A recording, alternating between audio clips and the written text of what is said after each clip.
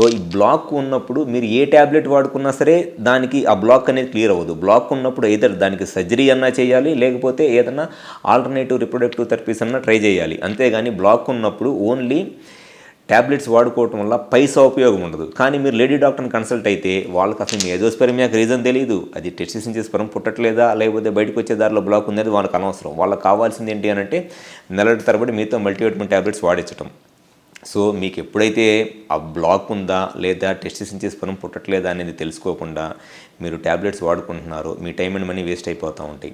ఈ time and money waste అయ్యే ప్రాసెస్లో మీ ఏజ్ పెరిగిపోతూ ఉంటుంది. మీ ఏజ్ అంతా పెరిగిపోయిన తర్వాత మీరు ఒక యాండ్రాలజిస్ట్ని కన్సల్ట్ అయ్యి మీకు పలానా ప్రాబ్లం వల్ల మీకు పలానా రీజన్ వల్ల మీకు ఈ ప్రాబ్లం ఉంది అని చెప్పి ఐడెంటిఫై చేసిన ఏజ్ అయిపోయిన తర్వాత కొన్నిసార్లు ఏ ట్రీట్మెంట్ చేసినా కూడా ఉపయోగం ఉండదు.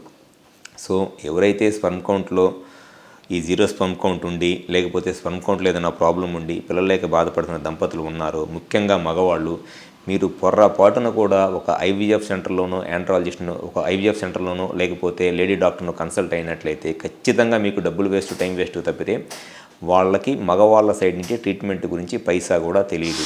జస్ట్ మీతో మల్టీవిటమిన్ ట్యాబ్లెట్స్ వాడిస్తారు, లేకపోతే మీ టైం అండ్ మనీని వేస్ట్ చేస్తారు అంతే.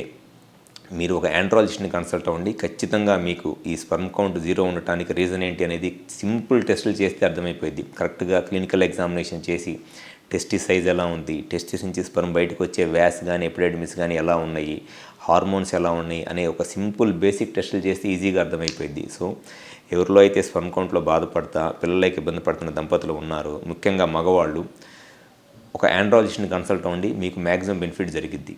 Thank you.